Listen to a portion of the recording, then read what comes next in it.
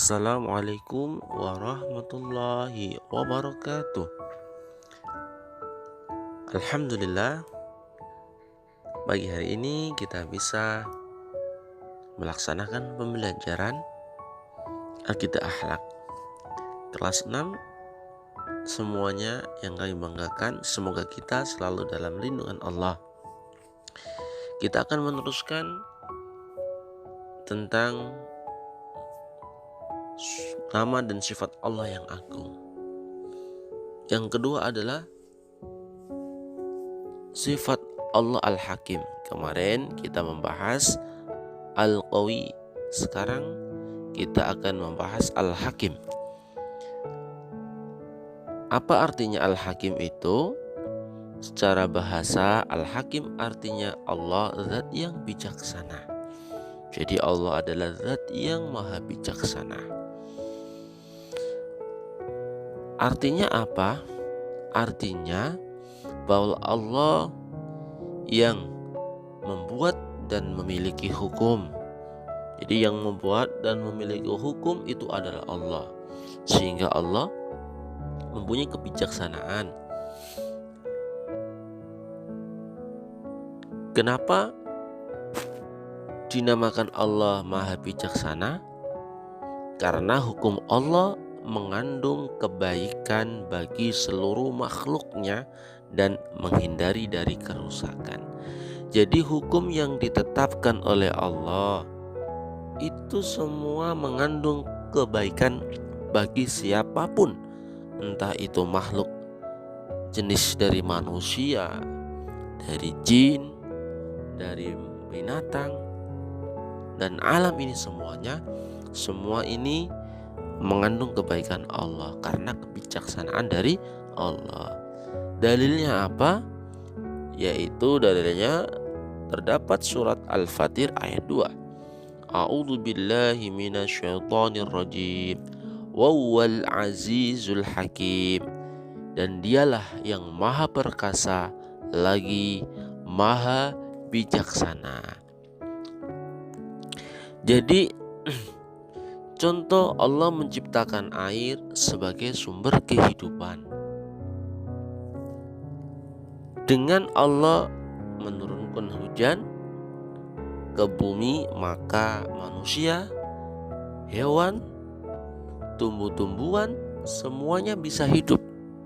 Karena Allah menurunkan air kehidupan, yaitu hujan.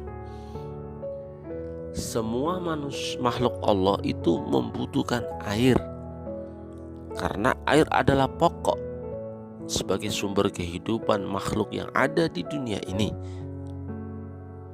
Dengan Allah membuat hujan, maka tumbuhan yang kering bisa tumbuh segar. Tumbuhan yang gersang bisa menjadi hijau kembali. Dan tumbuhan-tumbuhan itu akan menghasilkan aneka makanan, buah-buahan. Itulah kebijaksanaan Allah membuat sesuatu yang dikehendaki. Bagaimana cara meneladani sifat Allah Al-Hakim? 1. Melakukan penelitian dan menemukan hukum-hukum Allah yang ada di alam ini. Kita meneliti dan kita akan menemukan hukum-hukum Allah yang baik. Kedua, menggunakan hukum-hukum Allah untuk kemaslahatan. Jadi apa yang sudah dibikin oleh Allah, dibuat oleh Allah sesuai kebijaksanaan Allah, kita harus pergunakan dengan kemaslahatan. Untuk kemaslahatan, bukan kita gunakan untuk sesuatu hal yang buruk. Contoh, Allah bukan membuat air, kita gunakan dengan baik. Allah membuat tumbuhan, kita rawat dengan baik. 3.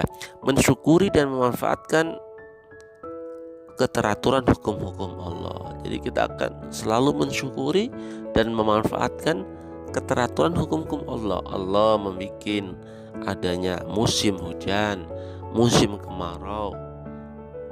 Allah membuat malam, siang, semua itu adalah keteraturan hukum Allah. maka kita harus bisa mensyukurinya.